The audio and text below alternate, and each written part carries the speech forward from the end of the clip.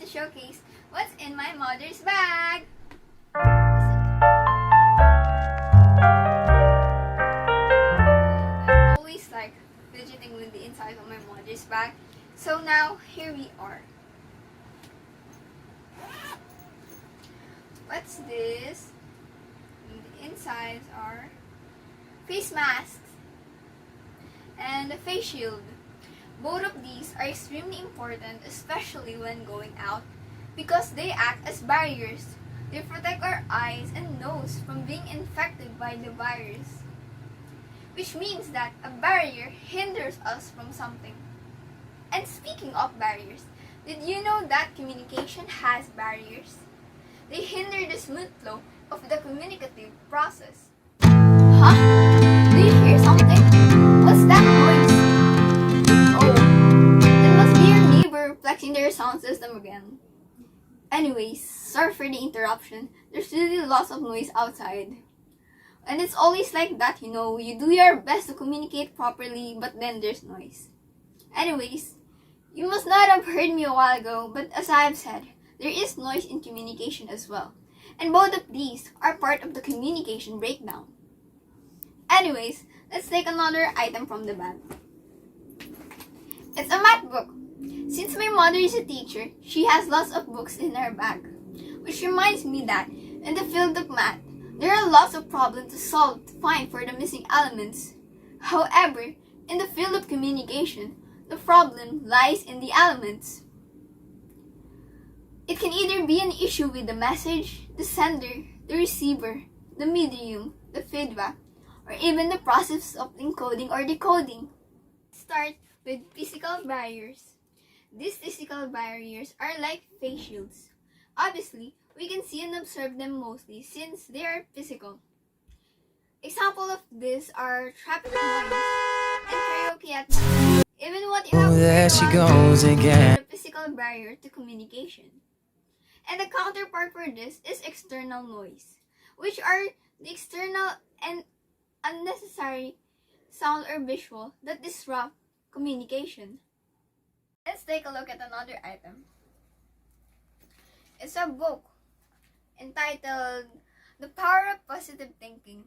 This is a book on psychology which leads us to our next type of barrier, the psychological barriers. Psychological barriers are internal barriers since they cannot be seen by our eye. It includes our emotions, feelings, and mental and psychological issues that stop communication. For instance, as I speak, I could either stutter, forget what I'm about to say, like, huh? What was I about to say again? Or suddenly stop.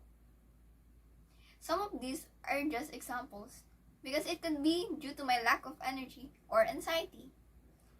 Meanwhile, the counterpart for this in noise is internal noise, which are internal distractions that hinder communication. We all have different backgrounds that affect our feelings. Some might be in a financial crisis, while others are missing a beloved person, which makes it hard to communicate properly. Next up, we have is an ampao. My mother has lots of godchildren, and in the Philippines, the ampao or Chinese red packet is famous due to globalization. Various cultures have emerged, which develop our next type of barrier, which are cultural barriers. The values, beliefs, and behavior of people vary from one another. For instance, the Chinese people prefer to drink tea. Meanwhile, Filipinos prefer to drink cold drinks since it is hot in the country. The next type of barrier connected to cultural barriers are linguistic barriers. This is all about the language. Language is a tool for communication. However, we don't always speak the same language. There are various slangs, technical terms, and dialects that can be very unique or very similar to one another, which makes it hard to understand.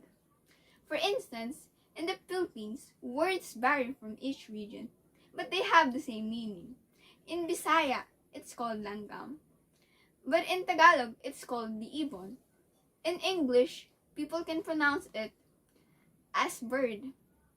Therefore, if someone communicates a language that is unfamiliar to the receiver, communication is ineffective. So the next item is my mom's phone. This is my mom's phone, and did you know that she's actually a Jejemon? Like, I can't really understand her words when she chats me because she types in shortened text. And this is an example of semantic noise. Semantic noise occurs due to the different interpretations of words. It ignites confusion over the meaning of words. As an example, scientists know the scientific name for purple yam, which is Dioscorea alata. But say that to a person who has insufficient knowledge of the scientific field, and they would not understand you. Well, another item we have here is lavender calming oil. I believe that it has therapeutic and medical benefits, which is great for people with anxiety, especially those who have fear of reaching out or talking to others. Anyways, another item we have is a phone charger. Of course, we need to recharge our phones because they are tools for communications. Well, aside from this, we need to recharge ourselves because we need to have the energy to communicate properly with others. And another item is what we have here. Tada! It's not actually a what's in my mother's bag video, but as you have been listening and watching me, I've been teaching you about communication breakdown. Anyways, you can obviously see it. But then again, overall, we need to communicate properly. So let us remember the noise and barriers to communication, because communication breakdown occurs whenever we don't try to be considerate of others. So let us be sensible, because the key to effective communication is not only loss of comprehension, but also loss of consideration. I hope you enjoyed listening to my vlog, and I hope you learned a lot. Thank you for watching.